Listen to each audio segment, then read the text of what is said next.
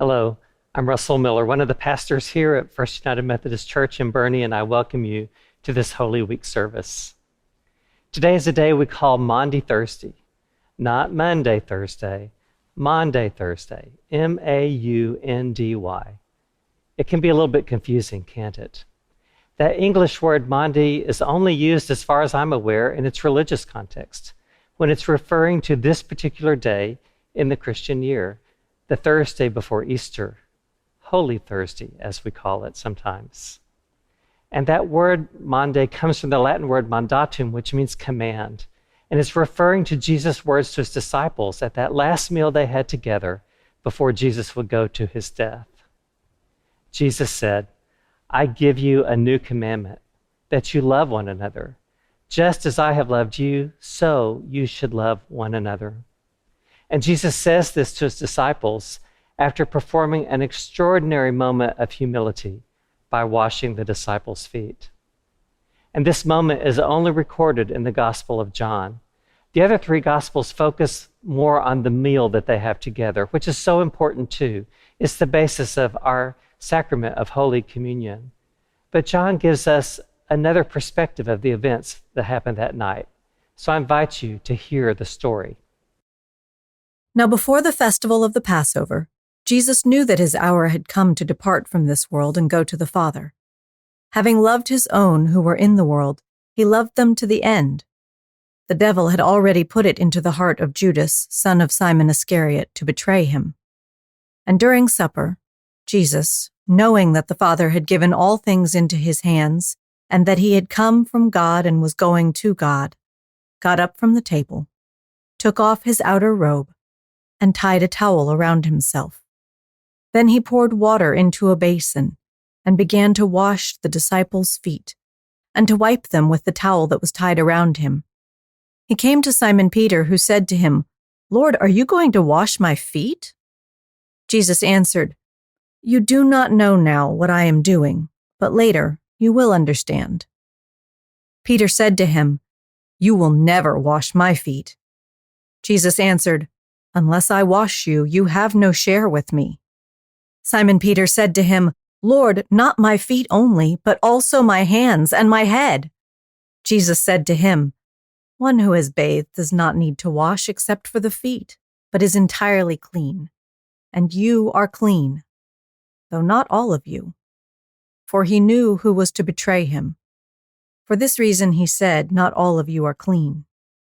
After he had washed their feet, had put on his robe, and had returned to the table, he said to them, "Do you know what I have done to you? You call me teacher and Lord, and you are right, for that is what I am. So if I, your Lord and teacher, have washed your feet, you also ought to wash one another's feet. For I have set you an example, that you also should do as I have done to you. I give you a new commandment, that you love one another, just as I have loved you. You also should love one another. By this everyone will know that you are my disciples, if you have love for one another." This practice of washing someone's feet sounds so odd to us, doesn't it? But it comes to us deeply rooted in the ancient practices of hospitality in the Middle East. You know, in those days and times, the only footwear people generally had as they walked those long, dusty roads was sandals. And so when you walked from place to place, your feet got really dirty. We first encountered this practice of foot washing in the book of Genesis, when Abraham welcomes three strangers into his camp, and he receives them by providing for them first water to wash their feet, and then by providing a meal for them. And so it was the duty of a servant, and probably the lowliest of all the servants, the one who was lowest in the pecking order, to do this humble work. We might liken it today to trash collecting or cleaning public toilets. It was stinky, dirty, menial, humble work, and only done by those who had no other options before them. Luke's gospel tells us another story of this hospitality practice of foot washing. Jesus is invited to a Pharisee's home for dinner, and while he is there, a woman comes in. She's listed as a sinful woman by the gospel writer. She comes bearing a jar of ointment And she washes Jesus' feet, but she washes them with her tears and dries his feet with her hair. And when he is questioned about this woman's presence and her actions, Jesus chides that Pharisee by saying, "You didn't even provide for me water to wash my feet when I came to your house to eat. And yet this woman has come and she's washed my feet with her tears. And in doing so, she has found forgiveness for her sins." And so in this story from John, the disciples have gathered together for a meal, and apparently there are no servants there to wash their feet. And so Jesus takes on the task himself. He gets up from the table and he takes off his outer robe, he wraps a towel around himself, and he washes each of the disciples' feet one by one. They don't really know what to do with what's going on, and some, like Peter, protest, telling Jesus this is totally inappropriate behavior for him to do because he's their Lord, he's their rabbi, he's their teacher. And when he's done, Jesus says to them, "Do you know what I've done to you? Do you understand? If I, who are your Lord and rabbi and teacher, can wash your feet, then you also should wash others' feet. I've set for you an example to follow." It's important for us to remember that Jesus washed all of the disciples' feet that night. That included Judas's feet. Jesus washed the feet of the one that he knew would slip out into the night, betray him, and set into motion the events that would lead to Jesus' death. What kind of humility is that? To wash the feet of someone who you know wants to do you harm. You know, this story really isn't about washing feet or even about hospitality. This story is about humility, ultimate humility. It's Jesus modeling for us behavior that reminds us that there is no action that we can do. If it benefits someone else, there's nothing that can be too demeaning for us, too far beneath us, too undignified. Jesus isn't asking us to literally wash other people's feet. That's just the example that he used with his disciples that night. Jesus is asking us, no, I take that back. Jesus is commanding us to love one another through simple acts of humble service, no matter what those might look like.